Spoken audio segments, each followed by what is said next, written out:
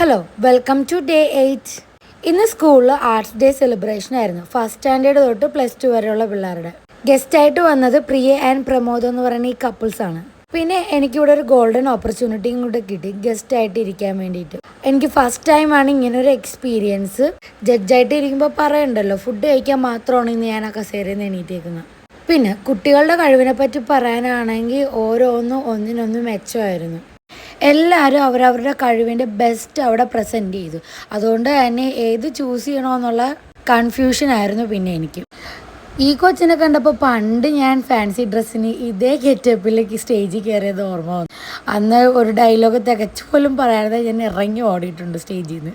അങ്ങനെ കോമ്പറ്റീഷനൊക്കെ കഴിഞ്ഞ് നാളത്തെ ഓണം സെലിബ്രേഷന് വേണ്ടിയിട്ടുള്ള കുറച്ച് സെറ്റപ്പൊക്കെ ചെയ്ത് വൈകുന്നേരം ആയപ്പോഴത്തേക്കും ഞാനും അമ്മയും കൂടെ നാളത്തേക്ക് ഒരു സാരി നോക്കാൻ പോയി. അപ്പോൾ ഇന്ന് ഞാൻ നടന്നേക്കുന്ന സ്റ്റെപ്പ് 2885 ആണ്. പ്രത്യേകിച്ച് കാര്യമായിട്ടൊന്നും ഉണ്ടായില്ല. അപ്പോൾ ഇന്ന് ഇത്രയുള്ളൂ. ടാറ്റാ.